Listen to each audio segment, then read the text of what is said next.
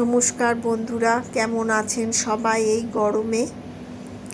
গরমে সবাই খুব তরমুজ খাচ্ছেন। আজ আমি বানাবো তরমুজের খোসার তরকারি। এই যে আমি খোসার সবুজ অংশটা ফেলে টুকরো টুকরো করে কেটে নিয়েছি। তারপরে কড়াতে সর্ষের তেল গরম করে জিরে, তেজপাতা আর কাঁচা লঙ্কা দিয়েছি ফোড়নে। আমার এই রান্নাটা যদি ভালো লেগে থাকে তাহলে আমার চ্যানেলটা একটু সাবস্ক্রাইব করে দেবেন। আপনারা এইভাবে বানিয়ে খেয়ে আমাকে কমেন্টে জানাবেন। এরপরে আমি একটা টমেটো কেটে দিয়ে দিলাম আর দিলাম নুন দিয়ে একটু নাড়াচাড়া করতে হবে। করে আমি এর মধ্যে 1 চামচ আদা বাটা আর একটু লঙ্কা বাটা দিলাম। লঙ্কাটা যে যেমন ঝাল খান সেই অনুযায়ী দেবেন। আমি 2 কাঁচা লঙ্কা চিড়ে দিয়েছিলাম আর 1/2 চামচ লঙ্কা বাটা দিলাম। দিয়ে মশলাটা ভালো করে কষাতে হবে। মশলাটা কষানো হয়ে গেলে ভালো করে টমেটোটা নরম হয়ে গেলে আমি 1 মুঠো ভেজানো ছোলা দিয়ে দিলাম। ছোলা আগের দিন রাত্রে আমি ভিজিয়ে রেখেছিলাম।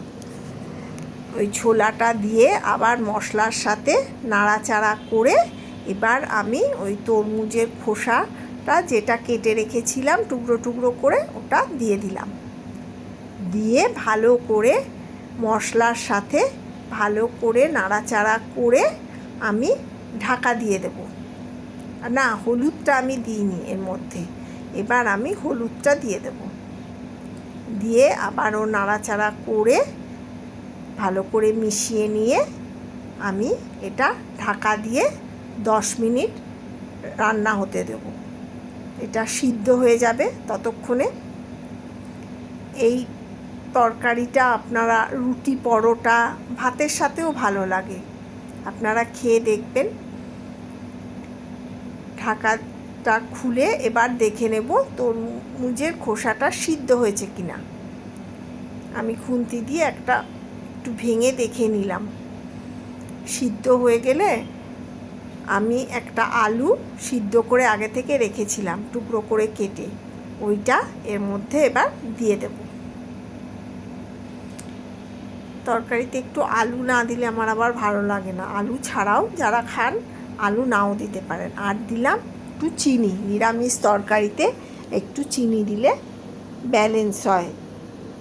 নুন মিষ্টিটা ঠিকঠাক হলে তরকারিটা খেতেও ভালো লাগে। চিনি দিয়ে নাড়াচাড়া করে আমার তরকারি রেডি।